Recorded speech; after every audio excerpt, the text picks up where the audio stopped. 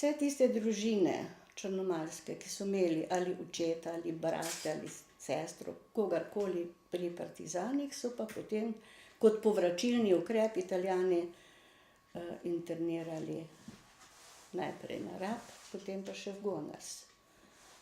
In tam smo pa šli mama pa 4 sestre.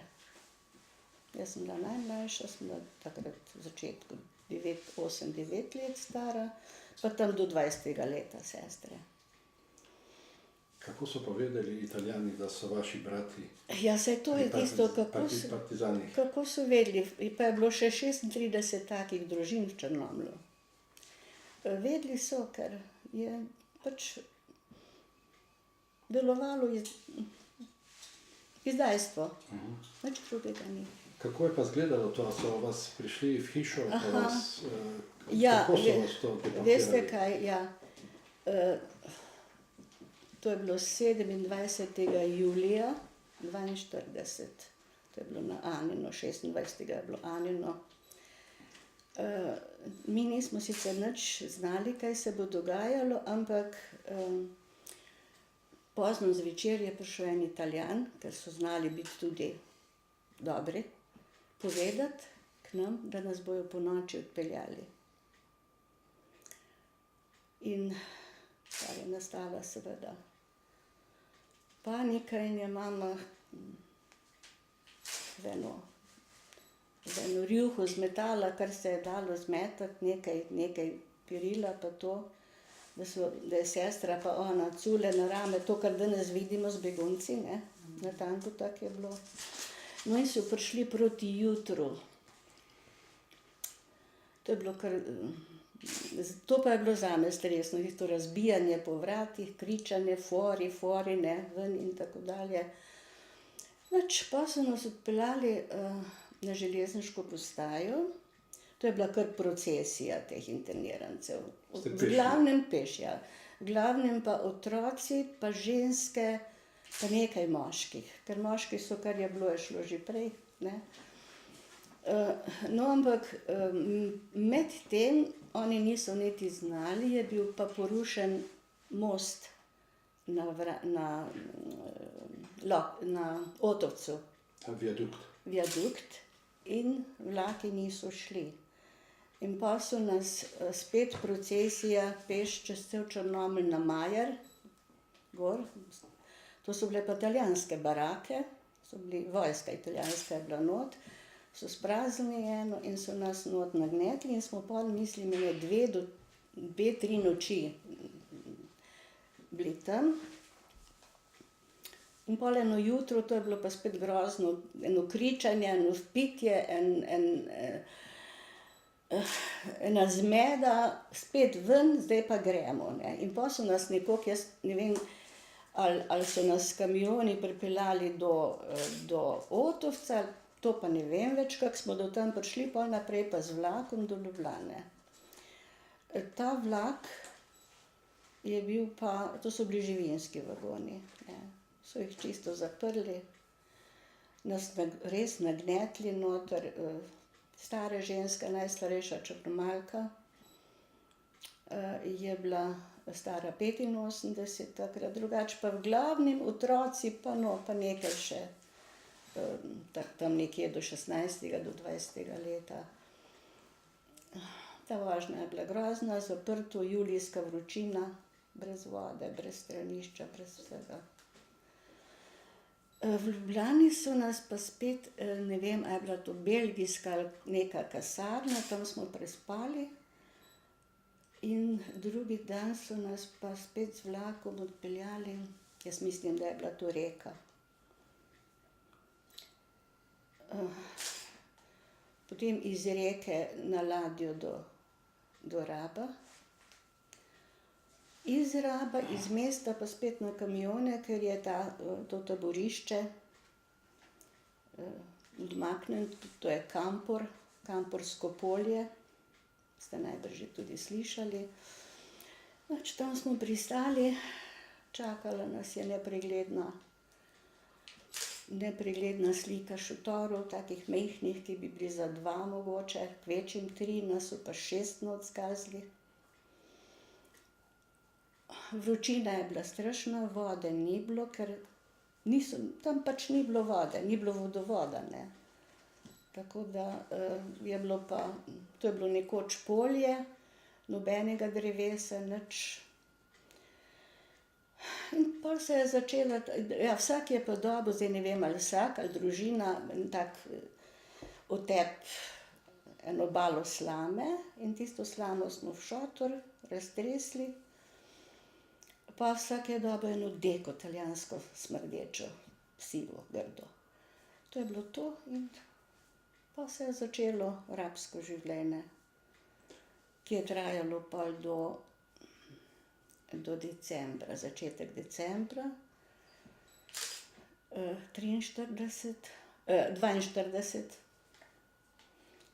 Pa so pa, jaz mislim, da so Italijani že vedeli, kaj bo, in so ženske pa otroke internirali pol v Gonars. Moški so pa, kolikor vem, pa še ostali, seveda se je pol še rabska brigada. A vas so tudi v Gonars potem? Tudi v Gonars pol, ja. V Gonars so nas pa, mislim, da smo, ne vem s čim, kako so nas peljali, to več sploh ne vem, ker smo bili pa takrat že tako izčrpani in obnemogli, da nismo sploh mislili, kam nas peljejo. Kaj so vam pa dali za jesti? Na Rabu, mislim. Da, to je bilo pa zjutraj. Mi smo imeli, so nam dali ene porcije, mi smo jim rekli gavete. Oni so nam povedali, da so to gavete, take posodice z vročko. Si dobil eno zajemalko nekega zoca črnega, ne, črna prazna kava. To je bilo zajtrk. Popoldan, ali pa kdaj je pač to bilo, je bilo pa, tako vam povem, na tleh je bil en kotel, to je bilo polovico kotla od recimo bencinskega soda ali ne vem česa, noter je neka tekočina bila, v tej tekočini je plavalo nekaj ali makaronov ali nekaj riža. Edino, pol se spomnim enkrat, ko so bile buče, so nam pa te buče za živino, ne, za prašiče. Takrat je bilo vsaj nekaj gostega, sicer je bila pa to. Čabrancev je bilo dosti z nami, iz Čabra, ne, in so oni imeli svoje narečje in so rekli gava voda ali gola voda, ne. Pa en tak hlebček, jaz imam tak spominik, kaj jaz znam, si kruha dobil, zvečer je bila pa spet ta voda, ta tekočina nič ni bilo noter, no, se pravim, ko je s šeferko šel noter, kaj si dobil, ali si dobil nekaj, ali je bila, ne, to je bilo to. Pol že pozneje, ko sem jaz brala knjige o tem, imam to knjigo, je pa pisalo, kaj so Italijani še bi nam nekaj dali, ampak izgleda, da je pa tisto vse nekdo zase porabil. Recimo tam piše o koščku sira, ki ga nisem nikdar videla. Tega se spomnim, ne. A so oni od vas zahtevali, da kaj delate tam? Ne, od žensk pa otrok nič. Moški so pa delali, ker so pa ločili na Rabu moško pa žensko taborišče je bilo, ne. Žensko je bilo zelo blizu pol že morja, ki se ga vidi zdaj, če stojite na pokopališču, se vidi tam zaliv ta Kamporski. In mi smo bili najbližje in je bilo precej močvirnato vse skupaj. Pač moški so bili pa malo višje, od 16. leta naprej so moške ločili, ne. In te pa so delali, posebno bi rekla, pol, ko se je že nekako začelo govoriti, da bi ženske pa otroke. Se pravi, še spomnim tega, da so morali tam neki kamen tolči, pa ne vem, kaj so delali. Ženske pa ne, večina je bilo pa ogromno otrok, ne. To so bile ženske, recimo moja mama je bila stara 50 let, ne, pa otroci. In vse družine so imele tako po 3 otroke najmanj, majhna še, ne. Tudi dojenčki so bili, tudi noseče ženske. To so bili eni Makaronovi v Črnomlju, ko je bila mama 85 let stara, snaha noseča, pa majhnega dojenčka. In to je bilo vse v teh vagonih strpano, ne. A je ona rodila? Ona je pa na Rabu rodila, in sicer par dni pred tem, ko je bila na Rabu velika poplava. Ko je hudourniki so privreli iz tistih hribov okrog, ne, in je to vse v taborišče drlo. Zdaj še nekaj, ker so bile to njive, so kmeti imeli skopane jarke, da je voda v slučaju te poplave odtekala. Italijani so pa to vse skupaj zagrnili, ne, in so meni pol sestre starejše povedale, kako so reševale stare ženske, ker se je začela zemlja kar vgrezati pod njimi, ne. No, in ste me za to žensko vprašali, ona je par dni potem pa rodila na Rabu v teh razmerah. In ta hčerka njena je preživela, po čudežu, ker tam ni bilo ne mleka, ne hrane, ni mati ni imela mleka, nič. Ampak živi še danes v Črnomlju, se poznamo kot rojena na Rabu. Je preživela? Je preživela, v tistih razmerah preživela, kar je skoraj čudež. Ampak koliko smo brali, jih je precej ostalo na Rabu. Ja, saj so 2 moji bratranci so na Rabu ostali. Šimec so se pisali, kot sem se jaz nekoč. Moje dekliško ime je Šimec. Dva bratranca sta bila pa doma iz Geršič, ker je oče tudi iz Geršič izhaja. Ja, jaz števila, koliko jih je na Rabu umrlo, ne bi jaz s tem postregla, ker to je dokumentirano, ne. V boju Belokranjcev je vse sorte. Mene zanima, kako je to izgledalo, ta pogreb, Aha, ja, veste kaj. kako se je to reagiralo na vse to, to ni šala, ne? Ja, ljudje so začeli cepati, padati, dobesedno, od vročine, od lakote in od žeje, in od bolezni, ker pa se je začela driska, trebuhi napeti pri otrocih, to, kar vidimo tudi lahko na raznih podobah, na koncu še tifus. In to je, zdaj v začetku so pokapali, menda na Rabu je bila tam ena ali samostan ali cerkvica ali kaj, eno pokopališče, ampak ko se je pa to začelo množično umirati, so jih pa vozili ven. Na tisto pokopališče, ki je še zdaj urejeno, ne. Baje, no to bom pa rekla po pripovedi starejših, da so pač, ko je nekdo umrl, to so bile neke take krste provizorično stesane in da so tudi po 2, po 3 lahko noter dali, saj to so bili okostnjaki, ne. In pa so jih pa tam odvažali, ne.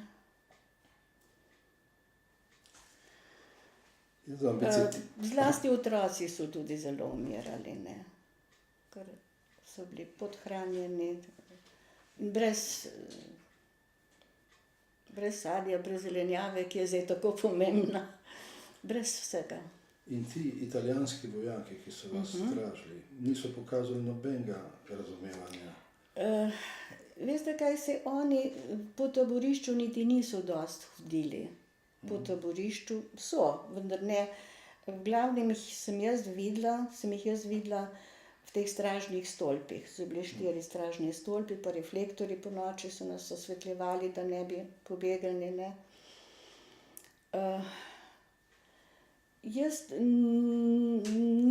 Na sredo, jaz sem bila premajhna, ampak čula sem, da je bil tako imenovani trk lakote, kjer so pa koga, ki se je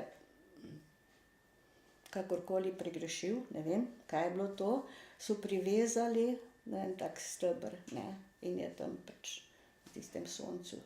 Trkla, kot bi se imenoval, ne. Drugače To pa je bilo dobi- sredi taborišča. To je bilo sredi taborišča, ja. Sicer pa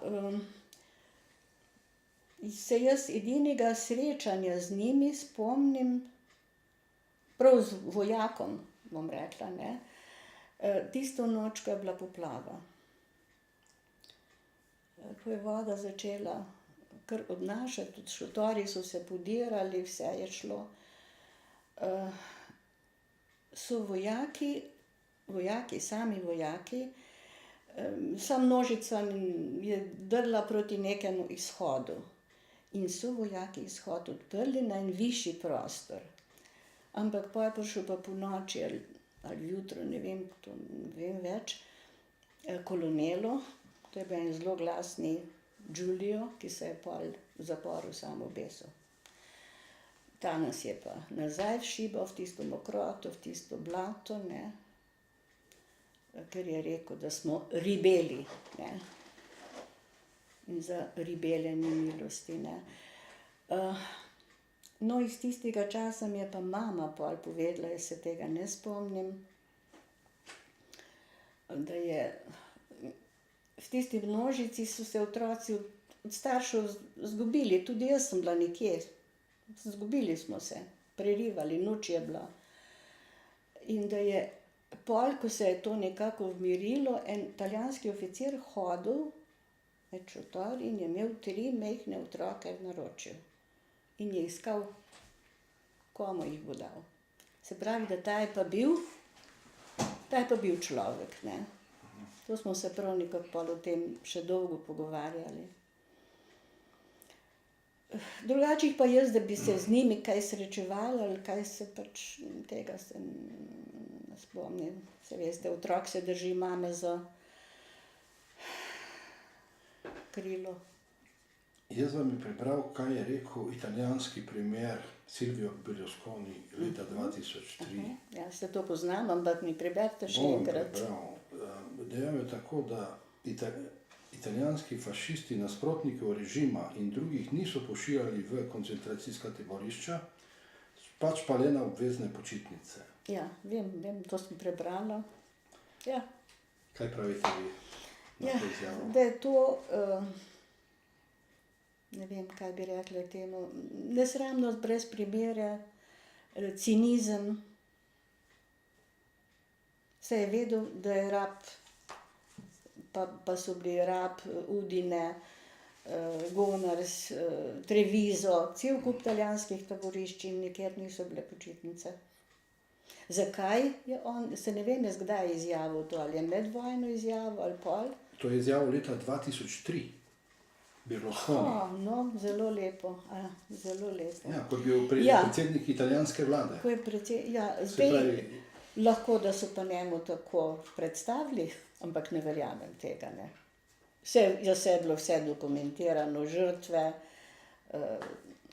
Ne, to je cinizem, to je norčevanje iz ljudi. zgodovinskih dejstev. Ja. Ja. Ja. Kako je pa izgledala ta vaš konec tega taborišča?